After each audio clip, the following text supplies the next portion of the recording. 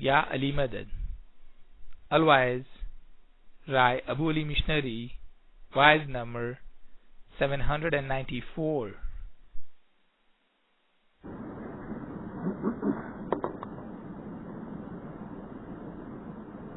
ستگر کہہ رہے ایمان راکھ سو تو چھوٹ سو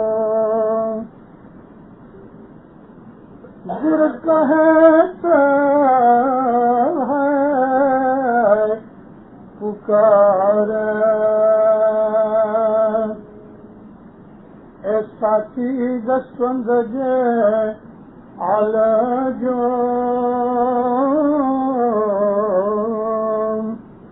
ان دور تھلا جو پائے بھائی دور تھلا جو پائے مولانا حضرت نام کے سوا تھوڑا بننا والا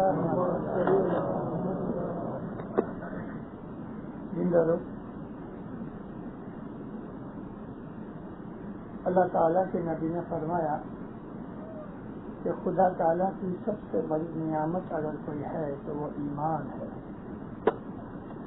جب خدا کسی پہ راضی ہوتا ہے تو اس کو اپنا راستہ دکھاتا ہے. میں کبھی کبھی واضح میں کہتا ہوں، پرائیویٹ بھی کہا کرتا ہوں کہ ہر آدمی اپنے گھر کے اندر کسی شخص کو آنے کی اجازت دیتا ہے جو اس کے دوست ہیں، رشتے دار ہیں، چاہتے ہیں.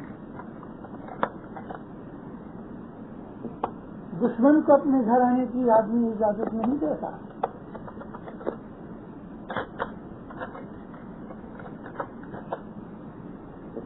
خدا العالمین جب کسی پہ راضی ہوتا ہے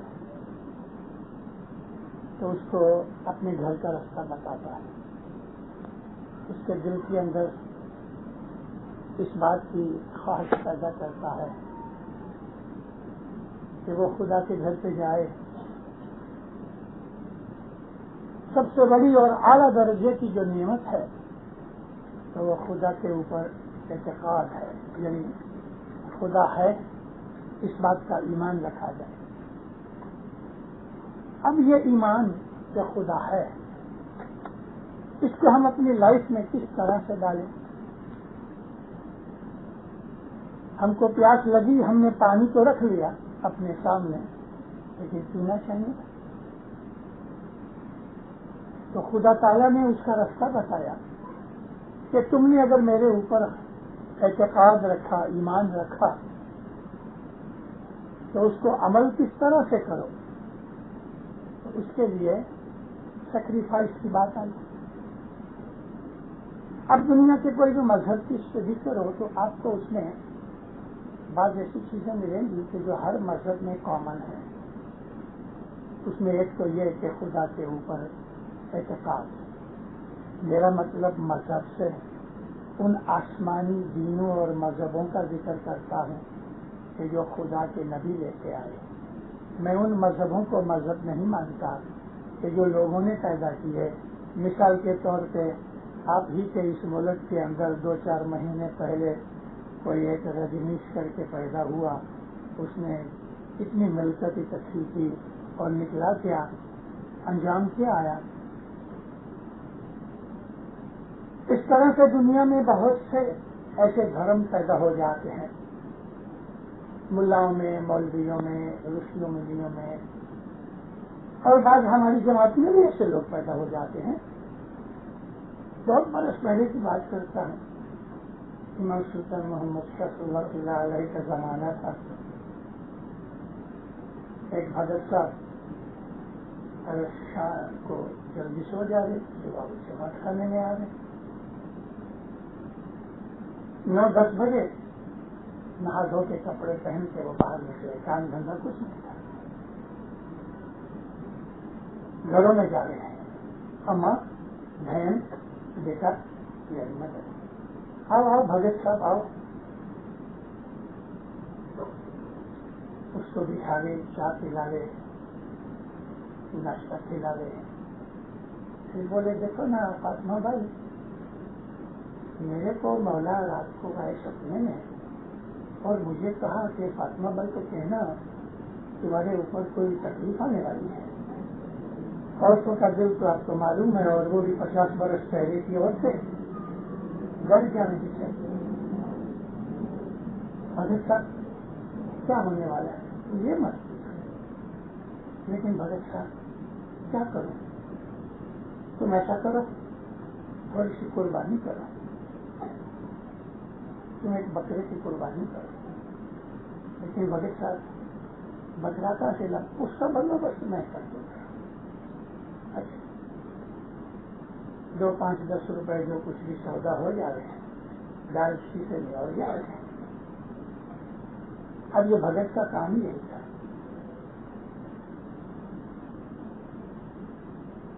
اب اس کو اپنا اڈا بھی تو جمانا ہے نا کہ میں عبادت کرتا ہوں، بندگی کرتا ہوں، میں بڑا ہوں.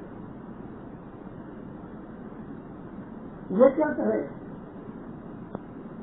آج کدھر کراچی کے اندر باغیچے کا جماعت خانہ کھڑا ہے، یہ تو نوا جماعت خانہ. اسی جگہ کے اوپر پرانا جماعت خانہ تھا. بیٹھی منزل تھی، پیلے رنگ کا کلر تھا وہ جماعت خانے کا. شاید کوئی بڑی عمر کے لوگوں کو یاد ہوگا جو کراچی والے ہیں. اس جماعت خانے کی پچھلی طرف ایک درخت تھا، اور یہ درخت کے اوپر بھگت صاحب اور یہ چڑھ جانے اور اپنے پاؤں باندھ کے درخت کے ساتھ اونڈا لٹکتے ہیں. بس پریکٹس ہو گئی تھی. ایک دن ایسا ہوا کہ کوئی لمبے قد کی عورت تھی، وہ پروریہ جماعت خانے آتی تھی پچھلی طرف، اور بھگت صاحب شاید کوئی چھوٹی نیچی ٹہنی کے ساتھ بندھے ہوئے تھے، تو وہ عورت کا سر اس بھگت کے سر کے ساتھ ٹکرایا. شور مچائی، چور چور، بھوت بھوت، لوگ اکٹھے ہو گئے. لالٹینیں آ گئے، والنٹیئر آ گئے، آدمی آ گئے. اب پاؤں بندھے ہوئے تھے نا، جلدی سے تو کھل نہیں سکتے تھے. اتنی دیر میں تو لوگ آ گئے. لالٹینوں نے بیٹری کے اندر روشنی میں دیکھا تو یہ تو فلانے آدمی ہے. چلو اس کو، عورت کو یہ خیال اپنے دل میں ہوا کہ کوئی چور لاگو کے بھوت تو نہیں تھا. یہ بات ہوتے ہوتے ہوتے حضرت امام سلطان محمد شاہ کے حضور میں پہنچی. اب وہ بھگت صاحب کو دھکا بھی خوب ملا، شرمندہ ہوا. کچھ دنوں کے بعد بد الخیال کی مہمانی تھی. مولا فرمایا کہ سلطان محمد شاہ کی عادت تھی، پوچھا کرتے تھے تمہیں کچھ ملا، عبادت میں کچھ حاصل کیا، دل کی خوشی ملی، عبادت کے اندر تمہیں پسینہ آیا، عبادت میں کچھ نظر آیا، جس کو کچھ بھی ایسا فائدہ ہوا ہوگا کہ اس نے نور دیکھا ہے، ہاتھ اونچا کرو. تو یہ بھگت صاحب پیچھے بیٹھے تھے 2-4 لائنوں کے بعد اس نے بھی ہاتھ اونچا کیا. امام سلطان محمد شاہ دیکھ کے اس سے فرمایا تم نے کیا بلی کا بچہ دیکھا؟ ایسے اس کا ہاتھ گر گیا. دنیا میں دمبی آدمی، دمبی کہتے ہیں فریبی کو، ہر قوم کے اندر ہے. دوسروں کے ایمان سے کھیلنے والے ہر قوم کے اندر ہیں. اپنوں سے بھی ہمیں نپٹنا ہے، غیروں سے بھی نپٹنا ہے. ہر زمانے کے اندر تمام نبیوں کی لائف آپ پڑھو، اماموں کی لائف پڑھو، تو ہمیں یہ نظر آتا ہے کہ ہر زمانے کے اندر ہر نبیوں اور اماموں کے خلاف انہی کے لوگوں میں سے آدمی کھڑے ہوتے ہیں کہ جو نبی کا یا امام کا سامنا کرتے ہیں، دشمنی کرتے ہیں. اس قسم کے لوگ ہماری جماعت میں بھی ہوتے ہیں جو لوگوں کا ایمان خراب کرتے ہیں. یا تو اس کا ایک مقصد خود غرضی ہوتا ہے جس کو ہم سوارتھ کہتے ہیں، یا اس کا مطلب کچھ اور ہوتا ہے. کوئی اس کے لیے میں زیادہ ڈیٹیلز یا وضاحت کرنا نہیں چاہتا. میں ایک مشنری ہوں، الوائز ضرور ہوں، لیکن میں مشنری ہوں. مشنری کا مطلب داعی ہوتا ہے، یعنی میں دنیا میں کہیں بھی جاؤں، اگر ہالیڈیز سے اوپر بھی جاؤں تو میں 24 گھنٹے مشنری ہوں. کیا ہے میرا مشن؟ لوگوں کو خدا کا رستہ بتانا، یہ میرا مشن ہے. میں غیروں کے پاس بھی جاتا ہوں جو اسماعیلی نہیں، اپنے اسماعیلی مذہب کے اندر جماعت خانہ میں واضح کرتا ہوں میرے مولا کی رحمت ہے، شکر الحمدللہ. لیکن میں غیروں کے پاس بھی جاتا ہوں. میں ان لوگوں کے اندر جا کے میں نے واعظیں کی ہیں اور ان واعظوں کے اندر ایمان کی شناخت بتائی ہے. میرا یہ فرض ہے کہ میں جماعت کو اندرونی بیرونی چیزوں سے واقف کار کروں، ہوشیار کروں. دنیا کے اندر ایسے جو لوگ ہوتے ہیں جو دوسروں کا ایمان خراب کرتے ہیں، ان سے ہمیشہ بچے رہو. پھر فرماتے ہیں کہ ایمان ثابت رکھو. ثابت مینز کمپلیٹ. ادھورا ایمان بھی ہوتا ہے. ایمان کے بہت سے درجے ہیں. کسی میں 1% ہوتا ہے، کسی میں 20% ہوتا ہے، کسی میں 60% ہوتا ہے. ایمان کی پرسنٹیج ہے. ایمان جو ہے جب وہ کامل ہو جاتا ہے، ایمان جب کمپلیٹ ہو جاتا ہے، 100% 100% ہو جاتا ہے، تو اس ایمان کے اندر سے نور پیدا ہوتا ہے. اسی کو عشق کہا گیا. یہ عشق الہی ہے، یہ عشق حقیقی ہے. اور عشق جب پیدا ہوتا ہے کہ دنیا کی کوئی طاقت اس آدمی کے ایمان کو خراب نہیں کرتی. کبھی وہ عن الحق کے درجے پہ پہنچتا ہے، جیسے کہ منصور الحلاج تھا. ایمان کامل ہونا چاہیے. ایمان میں نے آپ کو عرض کی کہ ایمان کا مطلب کیا کہ خدا کو مانے. یہ ایمان اور یقین کہ خدا ہے، یہ جتنی بھی دنیا خلقت وغیرہ بنی ہے خدا کے بغیر نہیں بنی. خدا تعالیٰ کے اوپر ایمان رکھنا ہماری فطرت میں داخل ہے، کیونکہ ہم کمزور ہیں. دنیا میں ایسا ایک بھی انسان پیدا نہیں ہوا آج تک کہ جس آدمی کی ہر مراد، ہر خواہش اور اچھا پوری ہوئی ہو. ایک بھی نہیں. خدا نے جب سے دنیا بنائی ایسا ایک بھی انسان نہیں ہوا کہ جس کی ہر چیز پوری ہو جائے جو وہ مانگتا ہے، جب کہتا ہے. حالانکہ ایسے انسان دنیا میں بہت ہوئے کہ جن میں یہ طاقت تھی کہ وہ جو چاہیں تو کر سکتے ہیں، مگر جب وہ اتنی طاقت والے لوگ جو تھے انہوں نے کبھی اپنی مرضی نہیں کی. میں کیا کہنا چاہتا ہوں آپ سمجھو. دنیا میں کوئی ایسا انسان پیدا نہیں ہوا کہ اس کی ہر اچھا پوری ہو رہی، مگر ایسے انسان ہوئے کہ جو چاہتے ہو سکتا تھا، ان کی ہر اچھا پوری ہو سکتی تھی. مگر ایسے انسانوں نے کہ جن میں یہ طاقت تھی کہ ان کی ہر اچھا پوری ہو سکے، انہوں نے کبھی کوئی اچھا نہ کی. انہوں نے اپنے آپ کو خدا کی مرضی کے سپرد کر دیا. پھر فرق کو سمجھو. بڑی باریک چیز ہے کہ جن میں اپنی من کی مراد پوری کرنے کی طاقت تھی انہوں نے کوئی مراد مانگی ہی نہیں. انہوں نے اپنے آپ کو خدا کی مرضی کے ادھین کر دیا. یہ عشق ہے.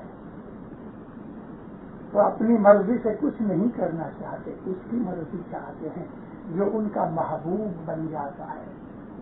محبت کے اندر طلب نہیں ہوتی، محبت میں ڈیمانڈ نہیں ہوتی میرے کو ایسا کر دے، میرے کو ایسا کر دے.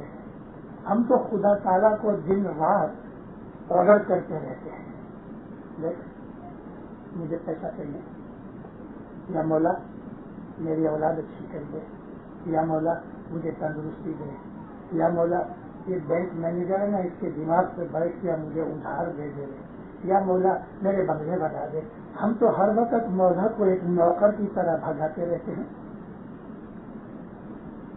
لیکن ہم نے کبھی یہ خیال کیا میں دعا مانگنے کے خلاف نہیں ہوں، کیونکہ دعا کو مانگنا خود خدا تعالیٰ نے اور نبیوں نے ہم کو سکھایا ہے کہ تم دعا مانگو۔ اب دیکھو دعا مانگنا اور چیز ہے، آرڈر کرنا اور چیز ہے۔ آپ جو دعا مانگتے ہو وہ کس طریقے سے مانگتے ہو؟ بھیک مانگتے ہو کہ آرڈر کرتے ہو؟ ایک بھکاری کسی بڑے سیٹ کو مرسیڈیز میں سے نکلتے ہوئے دیکھے تو اس کو عاجزی کر کے کہے سیٹ خدا کے لیے کچھ مدد کرو، منہ بناوے، نمانا کرے، آنکھیں معصوم کر ڈالے تو اس کو رحم آ جائے، چلو 1-2 روپے کچھ دے دے۔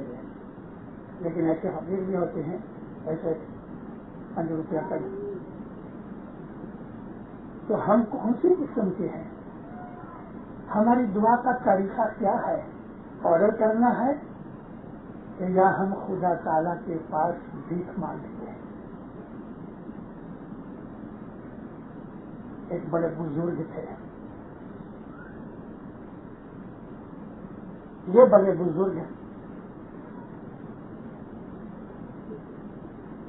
بچپن کے اندر ایک دوست کے ساتھ بہت ان کا تعلق تھا، ساتھ پڑھے تھے، ساتھ کھیلے تھے، دوستی کی پیار کرتے تھے۔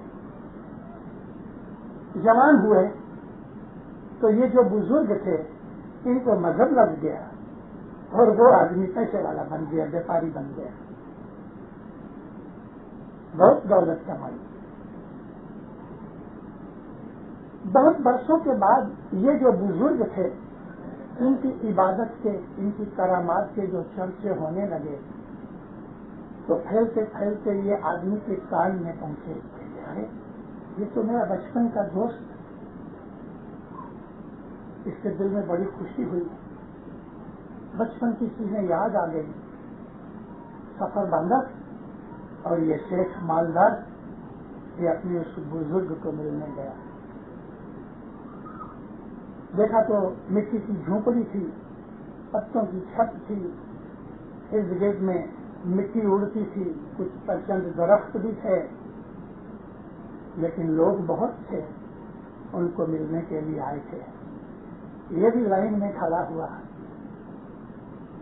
جب یہ دروازے کے اندر گیا تو اس بزرگ نے جو آنکھ اس پہ ڈالی تو فوراً خوش ہو گئے، اپنی وہ گدی کے بیٹھنے والی تھی اٹھے، ان کو گلے لگایا، اتنے برسوں کے بعد آج ہماری ملاقات ہوئی، سارا بچپن یاد آ گیا۔ باقیوں سبوں کا کام کاج کر کے ان کو کہا بھی تم رخصت ہو جاؤ، دوست کو بٹھایا، خوب باتیں کی، پرانی باتیں یاد آئیں، 1-2 رکھا اس کو دل مہمان کے طور پہ۔ اس نے 2-3 دن کے بعد کہا کہ شادی میں جانا چاہتا۔ اچھا، وہ زمانے کے اندر موٹر گاڑیاں تو تھی نہیں، پاؤں سے لوگ سفر کرتے تھے، اور یہ چونکہ اکیلا ہی آیا تھا تو اس کو کوئی خاص، کیونکہ بہت دور بھی نہیں رہتا تھا، ایسا کوئی خاص اس نے سواری وغیرہ کا انتظام نہیں کیا تھا۔ تو یہ جو بزرگ فقیر دوست تھے اس کو جاتے وقت ایک چھوٹی سی گٹھڑی دی، کہا دوست اس کے اندر کھانے پینے کی کچھ چیزیں ہیں، رستے میں کام آئے گی، کہتے کوئی ضرورت نہیں ہے، جیسے قبول کی، اور پھر ہاتھ باندھ کے، بزرگ تھے، عابد تھے، بھلے یہ پیسے والا تھا اور دوست تھا لیکن عزت کرتا تھا، کہا کچھ نصیحت کرو شاہ صاحب، کچھ نصیحت کرو۔ کہتے بھائی دوست نصیحت یہ کرتا ہوں کہ خدا کو اپنے سے بڑا سمجھو، مسلمان تھا نا, آنکھیں چل گئی, کیا کہتے ہیں خدا تعالیٰ کو تو زمین و آسمان کا پیدا کرنے والا, آپ سمجھتے ہیں کہ میرا ایمان خراب ہے؟ تو نہیں, ایسا نہیں ہے. میں سنو میں کیا کہتا ہوں, خدا کو اپنے سے بڑا سمجھا, لیکن کبھی نہیں سمجھنا تو اپنے برابر سمجھنا, اپنے سے چھوٹا مت سمجھنا. تھوڑا ناراض ہو گیا کہ آپ کے خیال میں میرا ایمان برابر نہیں, لیکن تو میں نے نصیحت کی ہے, تم نے مانگی. خدا کو اپنے سے بڑا سمجھنا, اگر بڑا نہیں سمجھنا تو اپنے برابر ضرور سمجھنا, لیکن اپنے سے چھوٹا نہیں سمجھنا. اس کو مزہ تو نہ آیا, سلام دعا کر کے چلا گیا. چلتے چلتے دوپہر ہوئی, تو ایک سایہ وغیرہ دیکھ کے درختوں کا نیچے بیٹھا, وضو کیا, نماز پڑھی, ہاتھ منہ دھو کے اس نے سوچا کہ چلو کھانا تو کھائیں. بیٹھ کے گٹھری کھولی تو بڑا حیران ہوا, تھوڑا گڑ تھا اور 3 روٹیاں تھیں. ایک روٹی گیہوں کی تھی, گھی لگا ہوا تھا, پراٹھے کی طرح خوشبو آ رہی تھی. ایک روٹی مکئی کے آٹے کی تھی, سوکھی تھی. تیسری روٹی گیہوں کے اوپر جو چھلکا ہوتا نا, بھوسا, اس بھوسے کی روٹی تھی. بڑا تعجب ہوا کہ بھلا یہ 3 الگ الگ قسم کی روٹیاں. بھوسے کی روٹی تو ویسے بھی لوگ بناتے ہی نہیں, مگر اس نے مجھے بھوسے کی روٹی کیوں دی؟ اب یہ سوچ رہا تھا کہ ایک فقیر آ گیا, ایسے خدا کے لیے 2 دن کا بھوکا ہوں, خدا کے نام پر مجھے کچھ دو. اس نے فوراً سوچا یہ گیہوں کی گھی لگی ہوئی روٹی تو بڑی مزیدار ہے, یہ ایک طرف رکھ لوں. ایک روٹی تو پوری نہیں ہوگی, دوسری جو مکئی کی روٹی ہے یہ بھی کھائی جا سکتی ہے, لیکن یہ بھوسے کی روٹی کون کھائے گا؟ یہ اٹھا کے فقیر کی جھولی میں ڈال, اس نے ہاتھ پکڑ دیا. فقیر نے جب اس کے ہاتھ کے جھولی میں روٹی لے لی تو اس کا ہاتھ پکڑ دیا. ایسا کر کے دیکھا تو اس نے کپڑا ہٹایا, یہ تو وہی دوست تھا, اس کا پیچھے پیچھے چلا آتا تھا. بیٹھ گیا. بول تو کہو تو میں نے تمہیں کیا کہا تھا کہ خدا کو اپنے سے بڑا سمجھو. کبھی بڑا نہیں سمجھنا تو اپنے برابر ضرور سمجھو, لیکن اپنے سے چھوٹا نہیں سمجھنا.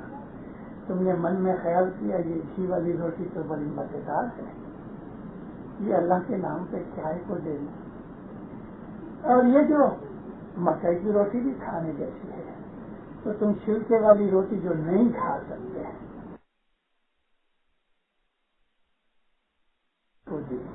اب مجھے بتاؤ, خدا کو تم نے اپنے سے نیچا سمجھا, اپنے برابر سمجھا کہ اپنے سے بڑا سمجھا؟ پاؤں پڑ گیا. اگر تم نے خدا کو اپنے سے بڑا سمجھا ہوتا تو تم گیہوں کی روٹی دیتے. میں اللہ کو وہ چیز دوں جو سب سے پیاری ہے, اچھے سے اچھی چیز, لیکن کبھی تم برابر کے سمجھتے تو کم از کم یہ مکئی کی روٹی دیتے, لیکن تم نے خدا کو اپنے سے ہلکا سمجھ کے یہ ہلکی روٹی دے دی. ایمان کے درجے ہیں,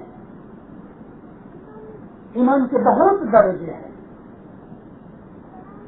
ہم کس درجے کے اوپر ہیں اس کو ذرا آرام سے بیٹھ کے اپنے من میں دیکھو. جس طرح آدمی بینک بیلنس دیکھتا ہے نیا چیک لکھنے کے لیے, اس طرح سے اپنی فائل نکال کے اپنے ایمان کا بھی حالت دیکھ لو, کریڈٹ میں ہے کہ ڈیبٹ میں ہے, اور اگر کریڈٹ میں ہے تو کتنی کریڈٹ ہے. بڑا چیک لکھ سکتے ہو, ایمان راکھ سو تو چھوٹ سو, گرو کہے سے پکار, ساچی دشمن دے آل جو અને دور تھی لاگ جو پائے. ایک ایمان رکھو پکا مضبوط کامل ایمان, کہ چاہے کچھ بھی ہو جائے ایمان جگے نہ. کوئی بھی آدمی آ کے ہم کو اپنے حاضر ایمان کے لیے کوئی گڑبڑ کی بات کہہ دے رہے اور ہمارا ایمان ہٹ جائے، تو اب مجھے بتاؤ کہ ہمارا ایمان تو ایک بچے کے ساتھ نہیں رہا. ایک چھوٹے بچے کو کہ جس کی ماں بڑی بدصورت ہو گئے، اس بچے کو بلا کے کہو کہ دیکھ تیری یہ ماں ہے نا بڑی بدصورت ہے، یہ دیکھ یہ ایک خوبصورت بائی ہے، یہ تیری ماں ہے. اب مجھے بتاؤ کہ وہ بچہ اپنی بدصورت ماں کو چھوڑ کے خوبصورت عورت جو اس کی ماں نہیں اس کو اپنی ماں قبول کرنے کو تیار ہوگا؟ اس بچے کو اپنی ماں کی خوبصورتی بدصورتی کے ساتھ کوئی تعلق نہیں، اس کو تو اپنی ماں کے ساتھ خون کا رشتہ ہے، محبت ہے. اس کی ماں اگر قد روپی ہے، بدصورت ہے، سب کچھ ہے، بیمار ہے، کچھ بھی ہے، اس کی ماں ہے، اور وہ کسی قیمت پہ اس کو کسی اور خوبصورت یا مالدار ماں کے ساتھ تبدیل کرنے کو تیار نہیں. ہمارا ایمان اس بچے جتنا ہے. ذرا سی کوئی ہم اپنے مذہب کے خلاف میں یا اپنے ایمان کے خلاف کچھ بات سنتے ہیں تو ہمارا ایمان دگو مگو ہو جاتا ہے. ایمان دگو مگو ہو جاتا ہے کیونکہ ایمان مضبوط نہیں. ہم نے ابھی تک اپنے ایمان کی اپنے مذہب کی شناخت نہیں کی. ستگور کہہ رہے سونا ویچی ساجن ویجیے انتی تیرے مول و ساجن کے ماں چھوڑیے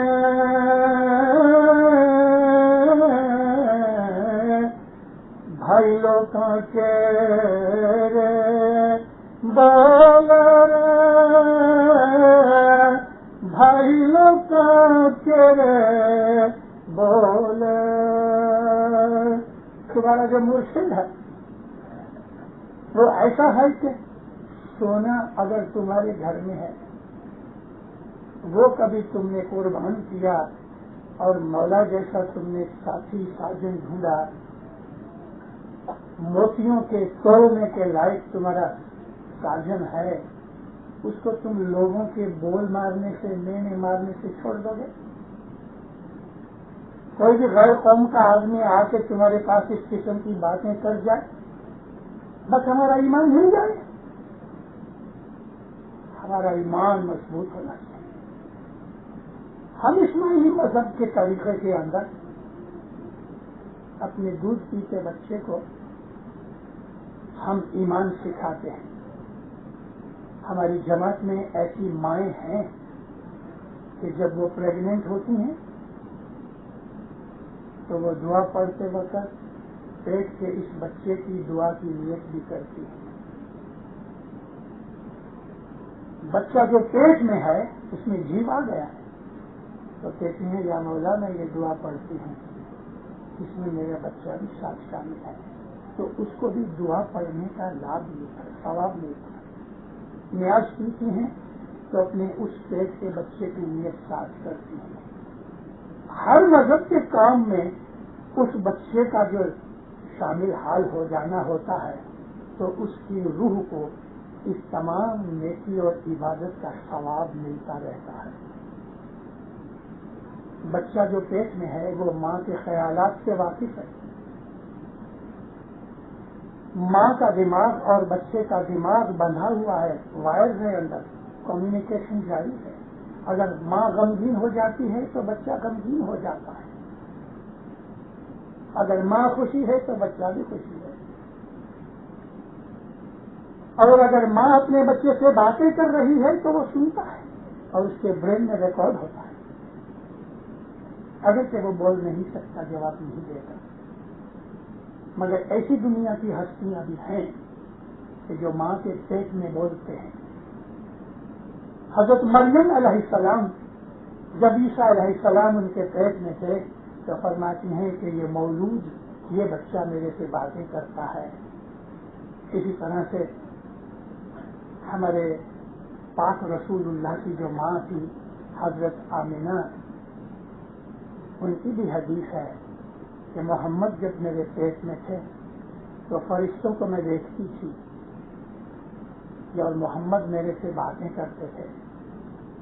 دنیا میں اس قسم کی ہستیاں ہیں، لیکن ہر ماں اگر یہ سمجھ لے تو ایمان تو اس بچے کو ماں کے پیٹ میں سے ملتا ہے. ہم اپنے مذہب کے اندر اپنے بچوں کو اسماعیلی مذہب سے مستقیم کرنے کے لیے چھوٹی عمر سے اس کو اچھا اسماعیلی بنانا چاہتے ہیں. ہر اچھی ماں، خصوصاً ماں میں اس لیے زیادہ کہہ رہا ہوں کہ بچے کے چند پہلے برس عمر کے ماں ہی کے ہاتھ میں رہتے ہیں. اس کو ہر روز نیاز پلاتی ہے اور خود بھی کبھی ہر روز جمع خانے نہیں جا سکتی پریگنینسی کے اندر، تو نیاز روز پیتی ہے اور مولود کو پلاتی ہے. مولود ہوا تو نہیں لیکن ہونے والا ہے. اس طرح سے ہم چھوٹی عمر سے ایمان کی بنیادیں رکھتے ہیں. ہمارا مذہب طریقت کا مذہب، محبت کا مذہب ہے.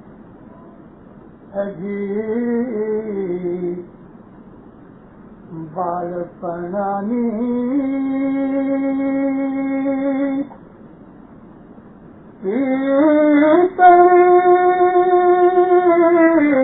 مولا تو سلا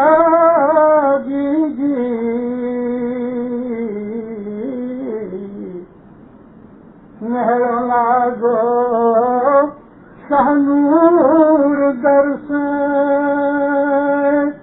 سوچا جانے گمار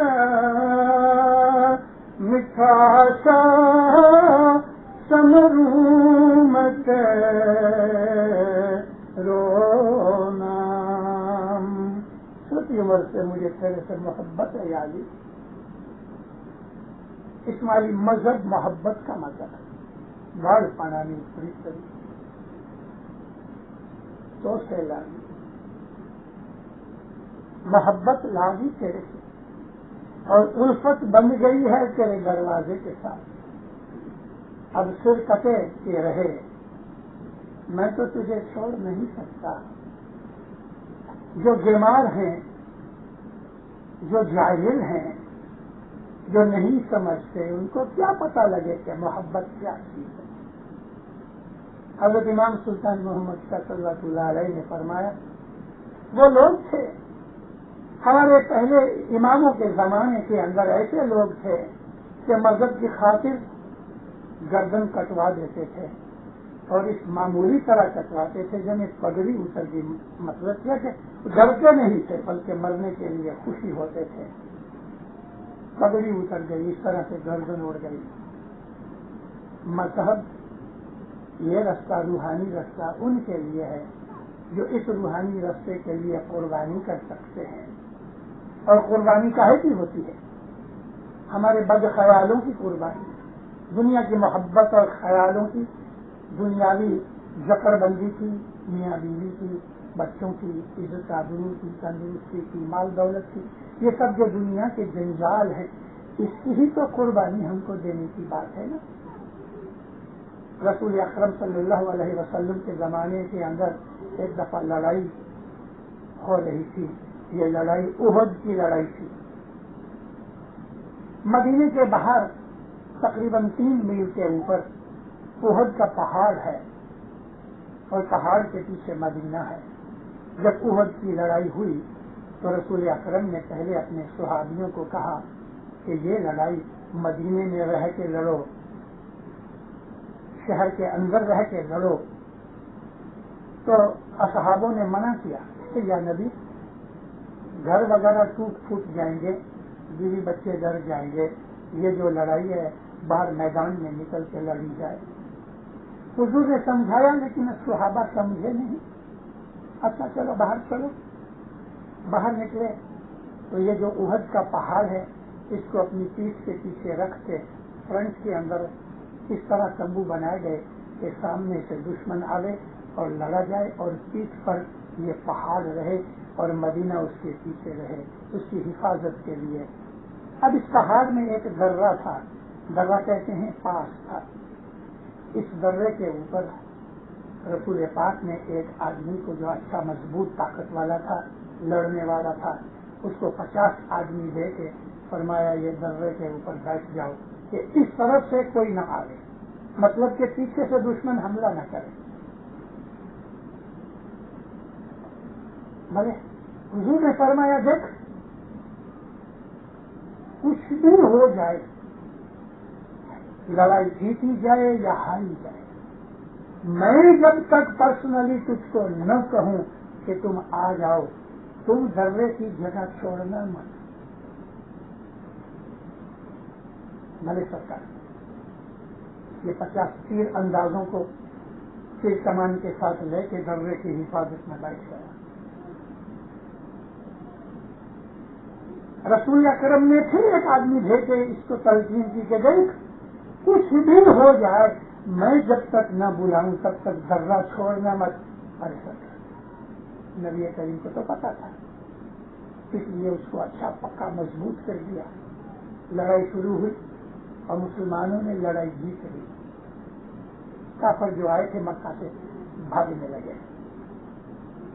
جب وہ بھاگنے لگے تو مسلمانوں نے سمجھا کہ بدر کی طرح یہ لڑائی بھی جیتی گئی، بھاگ گئے، اپنے ہتھیار رکھ دیے اور کافروں کے جو تمبو تھے وہ لوٹنا شروع کر دیا۔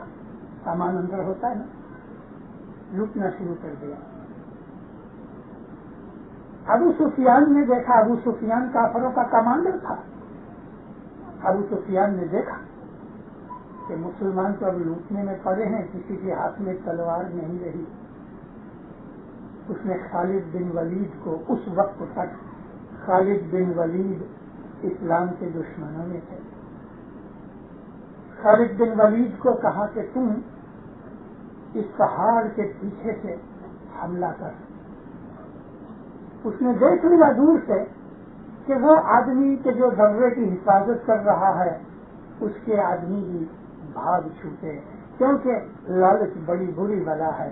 جب مسلمانوں نے کیمپ لوٹنے شروع کر دیے دشمن کے، تو یہ درے پہ بیٹھے ہوئے 50 آدمیوں نے نیچے جو دیکھا کہ لڑائی تو جیتی گئی اور یہ لوٹ رہے ہیں، ہم رہ گئے ہیں، انہوں نے درہ چھوڑ دیا۔ رسول کی نافرمانی ہوئی، درہ خالی ہو گیا۔ خالد بن ولید پیچھے سے 50 آدمیوں کو لے کے اس درے میں سے پاس ہوئے اور نہت سے مسلمانوں کے اوپر حملہ کر دیا۔ بہت سے کٹ مرے، کیونکہ ہتھیار تو تھے نہیں، ہتھیار اٹھانے سے پہلے ہی مارے گئے۔ جیتی ہوئی بازی مسلمان ہار گئے۔ اسی لڑائی کے اندر رسول اکرم کے 2 دانت شہید ہو گئے۔ میں نے آپ کو یہ مثال اس لیے دی، یہ 50 آدمیوں کو بار بار پکا کیا گیا کہ تم کسی بھی حالت میں، چاہے ہماری جیت ہوئے یا ہار ہوئے، تم درہ چھوڑنا نہیں۔ مگر لالچ نے ان کی ایمان کی آنکھیں بند کر دی۔ لالچ، اور وہ بھی دنیا کا لالچ، بہت بری والا ہے۔ کسی کو عورت کا لالچ، کسی کو مرد کا لالچ، کسی کو اولاد کا لالچ، کسی کو پیسے کا لالچ، کسی کو بڑائی کا لالچ، یہ انسان کو مذہب سے ہٹا دیتا ہے۔ جیتی ہوئی بازی ہار گئی۔ اور آج 1400-1500 سال تک آج اس بات کو ہو گئے، دنیا بھر کے ہسٹورین جب اسلام کی ہسٹری لکھتے ہیں تو اس واقعہ کو لکھتے ہیں کہ مسلمان احد میں ہار گئے، ایک چھوٹی سی غلطی اور نافرمانی کی وجہ سے۔ پہلی نافرمانی یہ تھی کہ رسول فرمایا مدینہ کے اندر رہ کے تم لڑائی کرو، صحابہ نہیں مانے، اور پھر دوسری نافرمانی یہ ہوئی کہ وہ اپنی جگہ چھوڑ کے لوٹ میں پڑ گئے۔ یہی حال بعض دفعہ ہمارا ہو جاتا ہے۔ افریقہ کے ہندوستان یا پاکستان چھوڑ کے ہم لوگ ادھر آئے، رزق ڈھونڈنے آئے ہیں۔ کوئی اس لیے آئے ہیں کہ ان کی اولاد ادھر آ گئی، اب ہم اکیلے ادھر رہ کے کیا کریں، اس لیے ہم ادھر آئے۔ لیکن میجورٹی جو ادھر آئے افریقہ سے یا پاکستان سے یا ہندوستان سے، کینیڈا آئے، امریکہ آئے، کیوں آئے؟ ایمان ڈھونڈنے تو نہیں آئے، شہادت کی نظر سے بھی نہیں آئے، حضرت امام کا دیدار کرنے کے لیے بھی ہم نہیں آئے، ہم تو پیسے کے لالچ سے آئے ہیں۔ کہ ہم کو ادھر جا کے اچھی آمدنی ہو جائے گی، ایک ڈالر کے 10-12 ہندوستانی اور 14-15 پاکستانی روپے ملتے ہیں، تو کبھی 200-500 ڈالر مل جائیں گے تو 3-4 ہزار روپے ہو جائیں گے۔ بہت سے اس طرح سے آئے اور بہت سے اس نظر سے آئے کہ چلو بچے ادھر چلے گئے تو والدین کہتے ہیں ہم بھی چلے گئے۔ اب ہم ادھر آئے ہیں دنیا پرستی کے لیے آئے ہیں۔ اب جو ادھر آ کے ہم اپنے اس آبائی کہتے ہیں باپ دادا کے مذہب کو، کہ ہمارے باپ دادا نے کم از کم 500-700 سال سے اس مذہب کے اندر آنکھیں کھولی، اس مذہب میں مرے۔ ہمارے باپ داداؤں نے اپنے مذہب کے لیے بڑے دکھ اٹھائے۔ جب ہندوؤں میں سے اسماعیلی مذہب اختیار کیا تو بہت سے ہمارے باپ داداؤں نے جانیں دی ہیں، دکھ اٹھائے ہیں۔ بہت دور کی بات نہیں، آج سے 70 برس پہلے پنجاب کے اندر 1 لاکھ اسماعیلی گپتی تھے۔ وہ زمانے کا جو پنجاب تھا تو امبالہ سے لے کے تو راولپنڈی تک پنجاب تھا۔ پارٹیشن کے اندر یہ پنجاب آدھا ہو گیا۔ میرا شہر جو امرتسر ہے وہ ہندوستان میں چلا گیا، اور 30 میل دور جو لاہور ہے وہ پاکستان میں چلا گیا، بٹوارا ہو گیا۔ مگر اس وقت جو بالکل یونائٹڈ پنجاب تھا اور فرنٹیئر کا علاقہ راولپنڈی سے لے کے تو لنڈی کوتل تک جو یہ علاقہ تھا فرنٹیئر کا، ان سب جگہوں کے اوپر 1 لاکھ اسماعیلی گپتی تھے۔ خود میرے باپ اس زمانے کے اندر میرے دادا بھی گپتی تھے۔ گپتی کا مطلب یہ ہے ظاہر میں ہندو تھے، اندر اسماعیلی تھے۔ میرے ابا کا نام پنا لال تھا، میرے دادا کا نام بھگوان داس تھا۔ اسماعیلی مذہب کے اوپر میرا خود کا گھرانہ، میرے باپ دادا اس سمجھ کے زمانے سے قریباً 800 سال سے اسماعیلی رہے ہم لوگ، 800 سال سے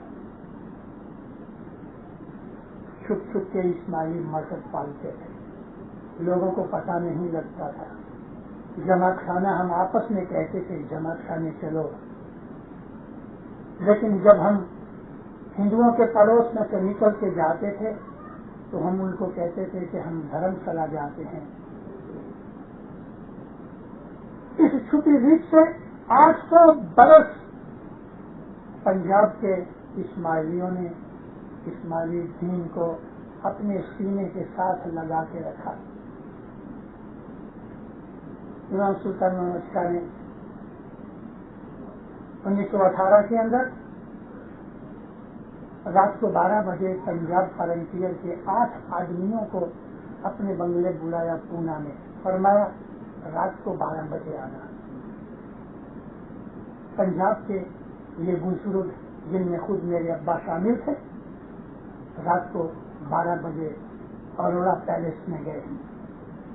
امام نے ان 8 آدمیوں کو رات کے 12 بجے سے لے کے صبح 3-4 بجے تک اپنے سامنے بٹھایا، سب حالات پوچھے، بہت سے فرمان کیے، بہت سی نورانی حالت ان کو بتائی، اپنا جلوہ دکھایا تاکہ ان کا ایمان مضبوط رہے، اور پھر فرمان کیا کہ دیکھو اس سیکرٹ کے طور پہ، سیکرٹ یعنی چھپ کے کام کرو، کسی کو پتہ نہ لگے۔ میں یہ چاہتا ہوں کہ وقت آ گیا ہے اب تم ظاہر کھلے مسلمان بن جاؤ، بھلے خدا کھلے مسلمان بن جاؤ اور مسلمانوں کے ساتھ ملو اور ان کو کہو کہ تم نو مسلم ہو، جماعت خانے جاؤ، دھرم شالہ نہیں کہو، ابھی اس کو جماعت خانہ کہو۔ اچھا، ایک کو پوچھا تمہارا نام کیا؟ خدا میرا نام ہری چند۔ اچھا تم آج سے عبداللہ بولو۔ یوں مولا نے ان 8 آدمیوں کے نام بدل ڈالے۔ میرے ابا کو پوچھا تمہارا نام کیا؟ کہ خدا میرا نام پنا لال۔ کہ تم آج سے علی بولو۔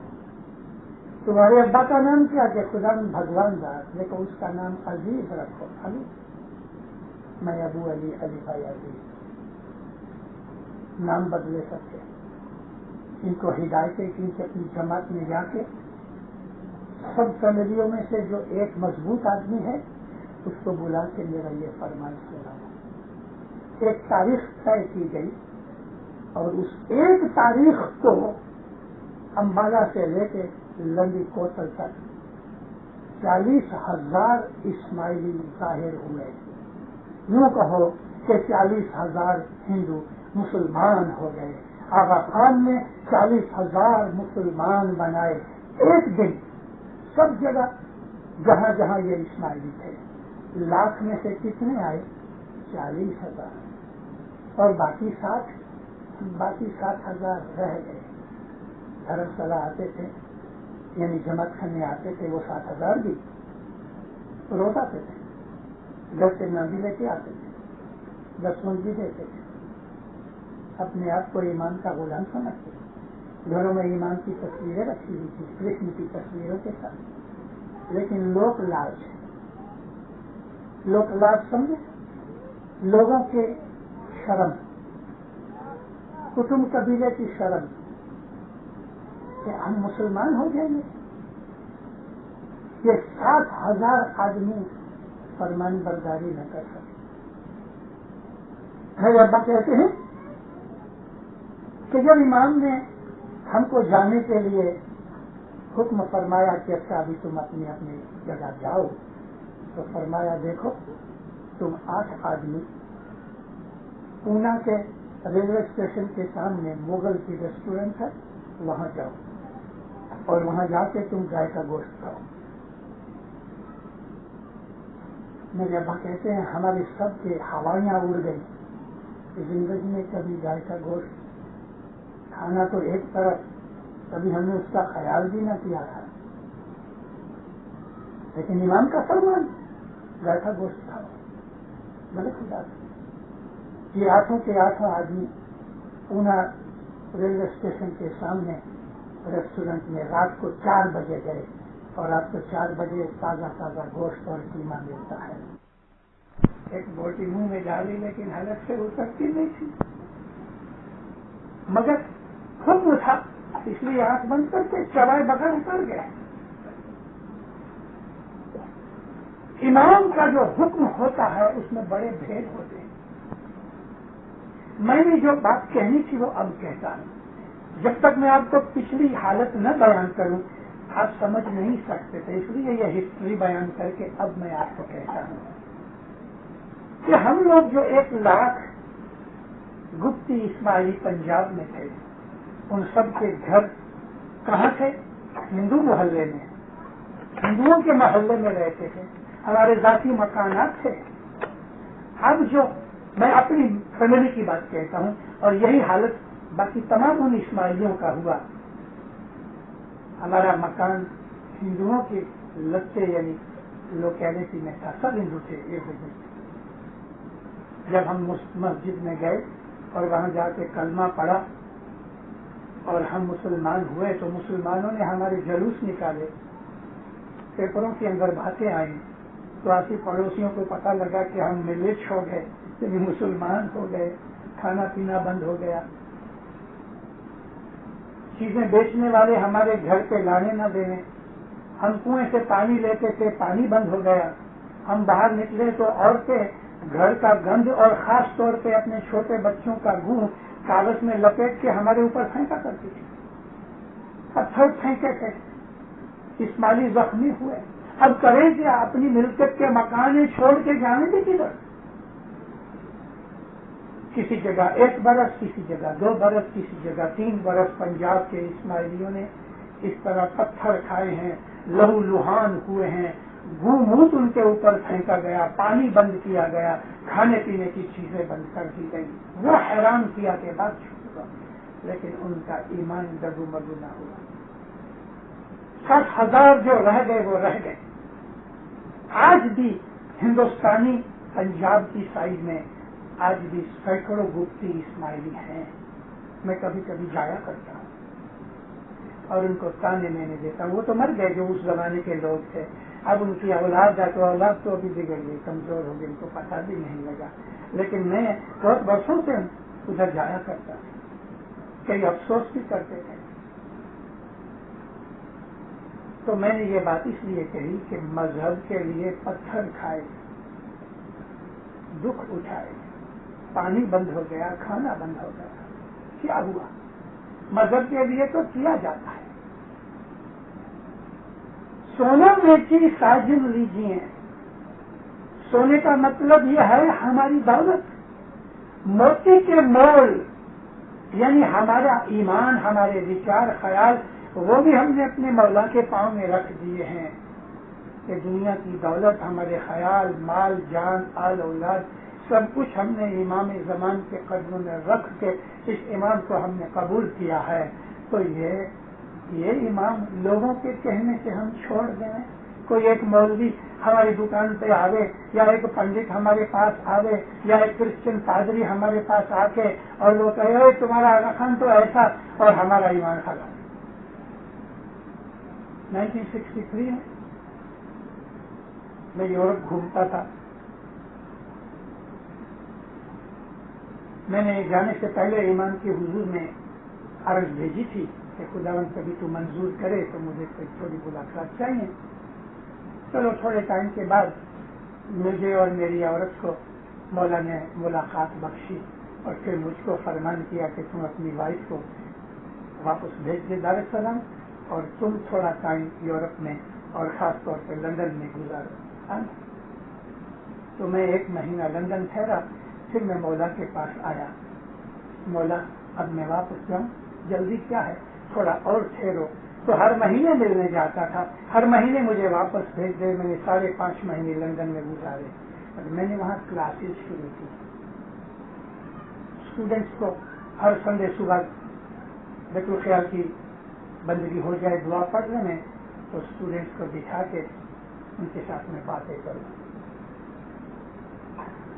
ایک لڑکا کہتا ہے مشنری صاحب میں فلانی جگہ کے اوپر پیئنگ گیسٹ کے طور پہ ایک انگلش فیملی ہے، میں ان کے پاس رہتا ہوں، مجھے ایک پرابلم ہے. کیا پرابلم ہے؟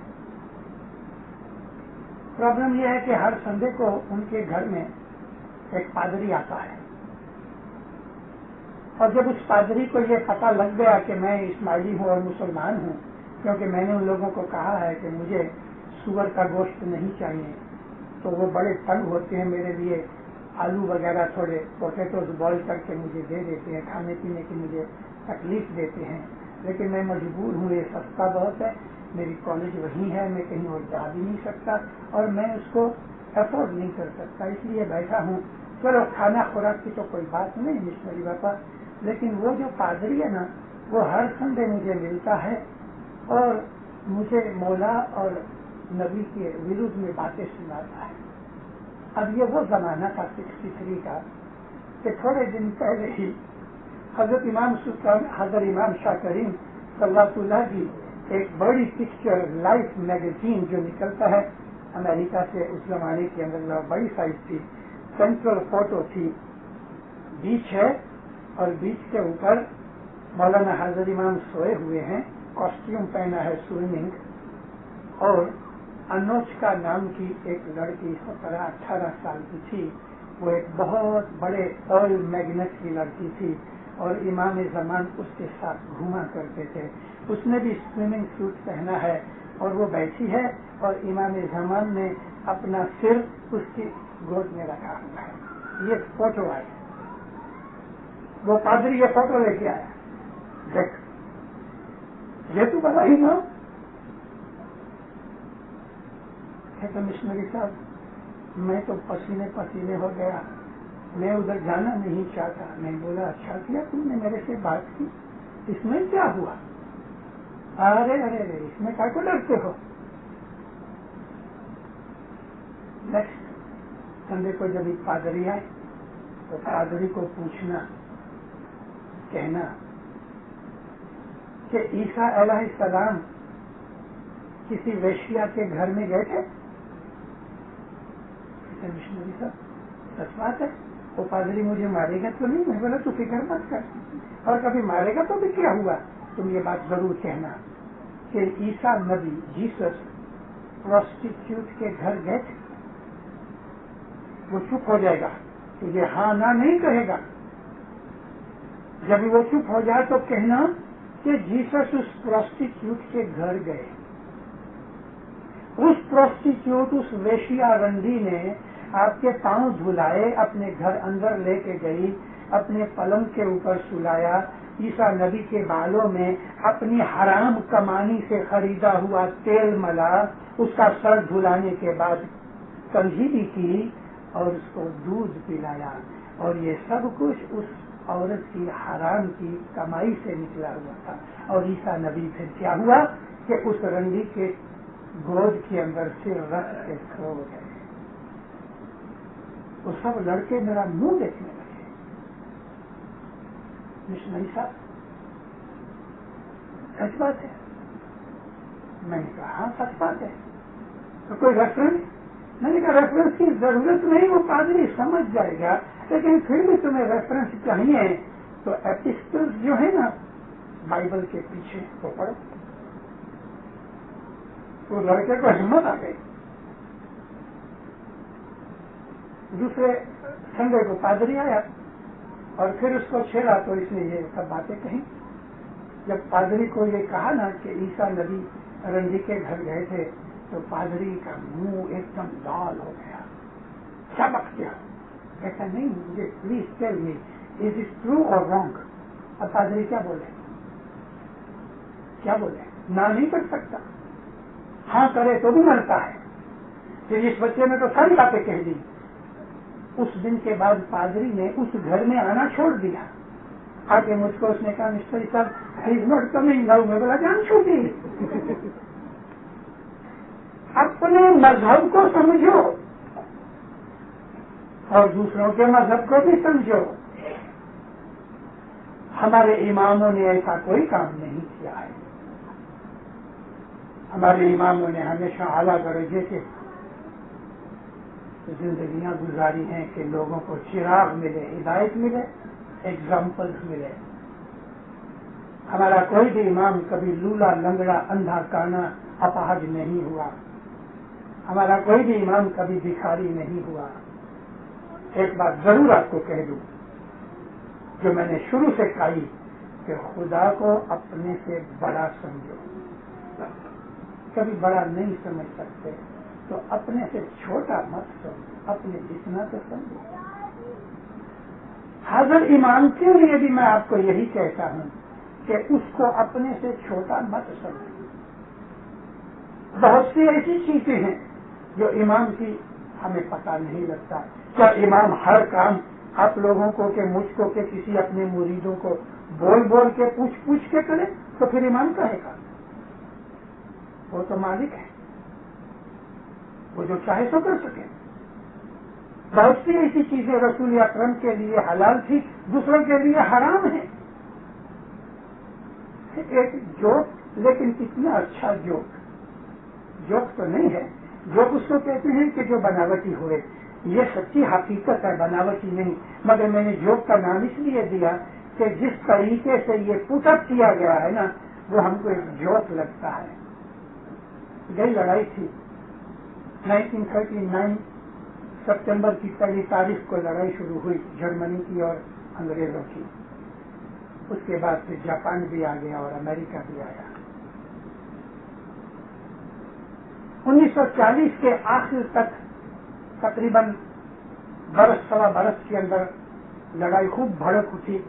सारा यूरोप जर्मनों के कब्जे में आ गया। एक अमेरिकन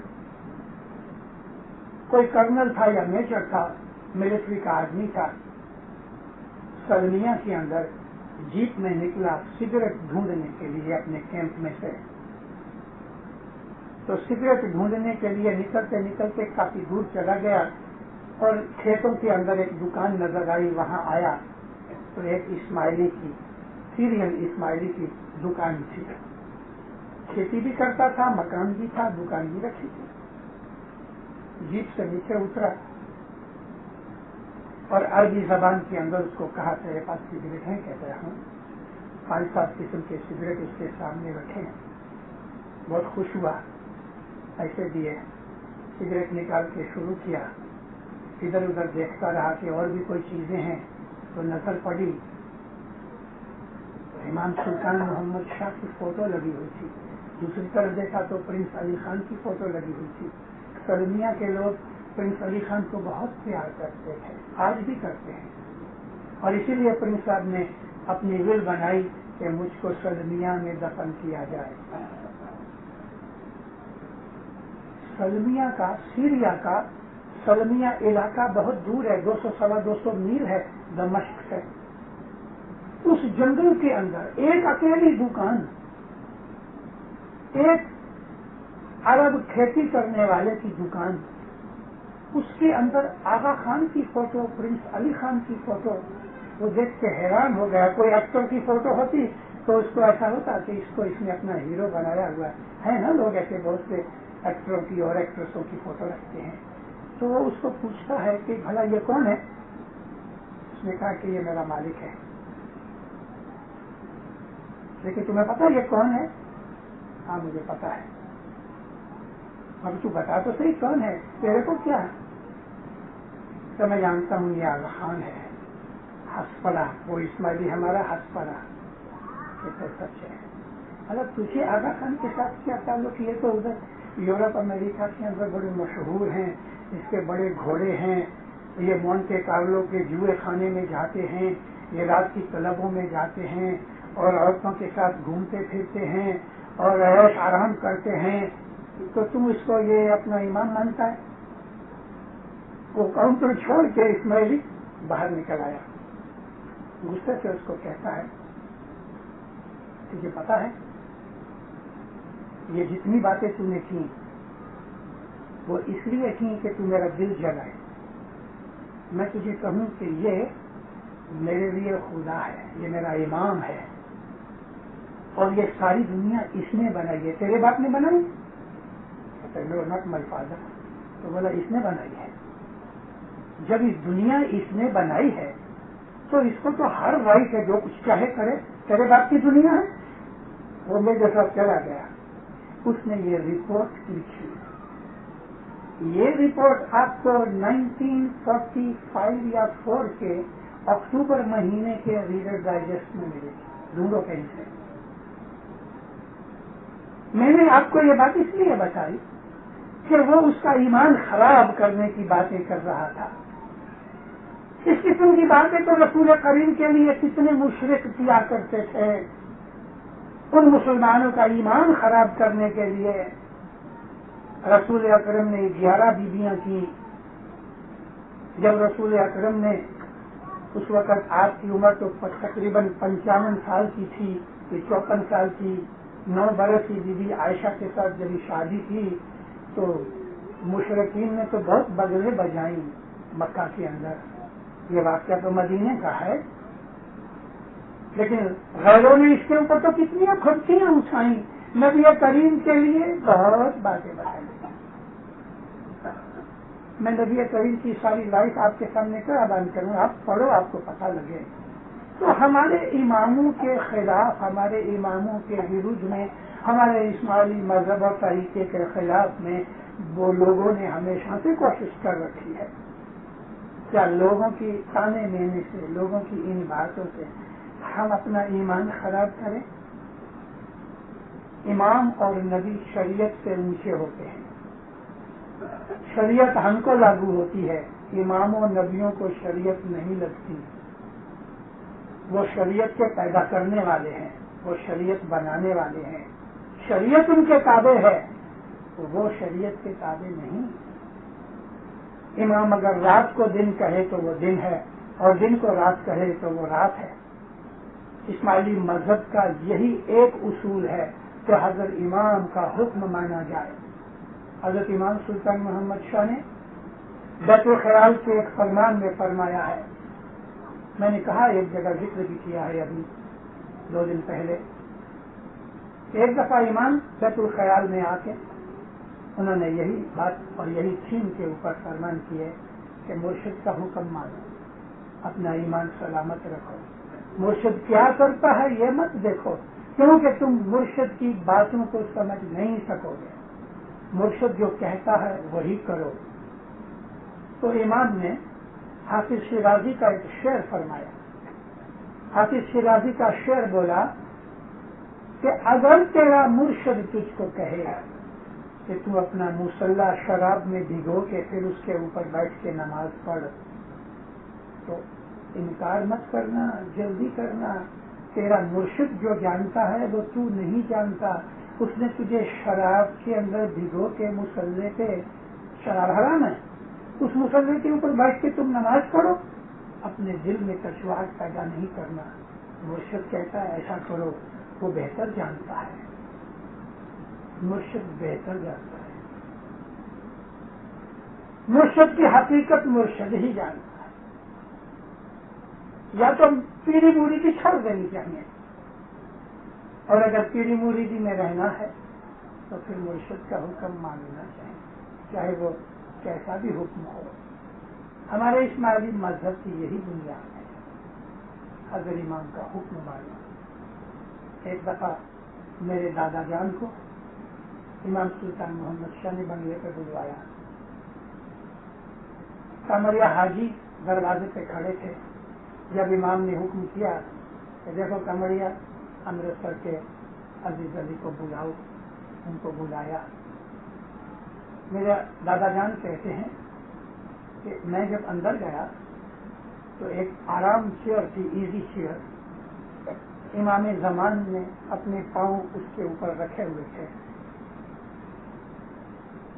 اور اخبار پیپر پڑھ رہے تھے. مولا کا جو پاؤں اس کے اوپر ایسے لمبے تھے تو انگوٹھا اور انگوٹھے کے ساتھ والی جو انگلی ہے پاؤں میں، اس کے اندر ایک لکڑی تھی. یہ لکڑی ان دو انگلیوں سے امام گھما رہے تھے. چھاپا پڑھ رہے ہیں، سائڈ میں کافی پڑی ہے وہ سپ کر رہے ہیں، پاؤں کے لیے انگوٹھے اور انگلی میں لکڑی پھرا رہے ہیں. اور میرے دادا کہتے ہیں میں جب داخل ہوا تو مولا کا منہ اس طرف تھا، میری طرف تو پیٹھ تھی. تو جیسے ہی میں نے اندر پاؤں رکھا تو فرمان کیا عزیز علی آؤ. میں نزدیک گیا تو مجھ کو وہ لکڑی پھرتی ہوئی نظر آئی. امام فرمایا دیکھو کمریا عزیز علی، امام اگر پاؤں سے لکڑی بھی پھراتا ہے اس کا بھی کچھ مقصد ہے. امام کی ہر بات کا کچھ مقصد ہے جو ہم نہیں جانتے. اگر ہم امام کی باتوں کو سمجھ لے لیں کہ امام ہر وقت کیا کرتے ہیں تو ہمارا روحانی درجہ امام کے برابر ہو گئے. آپ یہ چاہتے ہیں کہ امام ہر بات ہم کو پوچھ کے کریں، وہ بھی نہیں ہو سکتا. یہ پیری مریدی نہیں ہے. پیری مریدی یہ ہے ہمارا صرف مولا کے پاؤں میں پڑا ہے، ہم اس سے محبت کرتے ہیں، ہم اپنے مولا کو چاہتے ہیں، پیار کرتے ہیں. ہماری جان، مال، آل، اولاد اس مولا کے اوپر قربان ہے. لوگوں کے کہنے سے ہم اپنا مذہب نہیں چھوڑ سکتے، لوگوں کے کہنے سے ہم اپنے مولا کو چھوڑ نہیں سکتے. ہماری گئی ہسٹری تو آپ دیکھو، بہت پرانی نہیں، صرف گئی 100 برس کی ہسٹری کبھی دیکھ لو گے تو مڈل ایسٹ کے اندر ہمارے اسماعیلیوں نے اپنی نظر کے سامنے 6 مہینے کے بچے قتل ہوتے دیکھے. 6 مہینے کے معصوم بچے کو ایسا پھینکے اور نیچے 2 آدمی تلوار پکڑے، یہ بچہ اس تلوار پہ گر کے 2 ٹکڑے ہو جائے. ماں اور باپ کی نظر کے سامنے اس طرح اسماعیلیوں نے اپنی نظر کے سامنے 6 مہینے کے معصوم بچوں کو قتل ہوتے دیکھا ہے. ایک کو نہیں، بچوں کو سب کو مار ڈالا گیا، لیکن پھر بھی اس نے اپنے امام کو چھوڑا نہیں، مذہب کو چھوڑا نہیں. 1100-1200 سال سے مڈل ایسٹ کے اندر ہمارے اسماعیلی بھائی رہتے ہیں. یہ جو ایران کے لوگ ہیں یہ بعد کے آئے. ایران کے لوگوں کو، افغانستان کے لوگوں کو تقریباً 1000 سال ہوا ہے. ناصر خسرو دائی نے ان کو اسماعیلی مذہب کا بوجھ دیا، لیکن سیریا، سلمیا اور اوپر جو رشیا کے اندر اسماعیلی رہتے ہیں ان رشیوں کو تو کسی نے بوجھ نہیں دیا. یہ تو امام جعفر صادق علیہ السلام سے اسماعیلی چلے آتے ہیں. 1200-1300 سال سے یہ لوگ اسماعیلی ہیں. امام ظاہر میں کبھی ان کے پاس نہیں گئے. ابھی حضرت امام 2-3 دفعہ سلمیہ ہو کے آئے, لیکن امام سلطان محمد شاہ تک کبھی بھی ان لوگوں نے حضرت امام کا ظاہری دیدار نہیں کیا. امام جعفر صادق علیہ السلام سے لے کے 1200 سال سے انہوں نے کبھی امام کو دیکھا نہیں. 1200 سال سے انہوں نے سفر بھی نہیں کیا کہ جا کے بامبے یا کسی اور جگہ حضرت امام کا دیدار کر کے آئے. ان کو برس میں 1 دفعہ تعلیقہ ملتا تھا, برس میں 1 دفعہ. لیکن آپ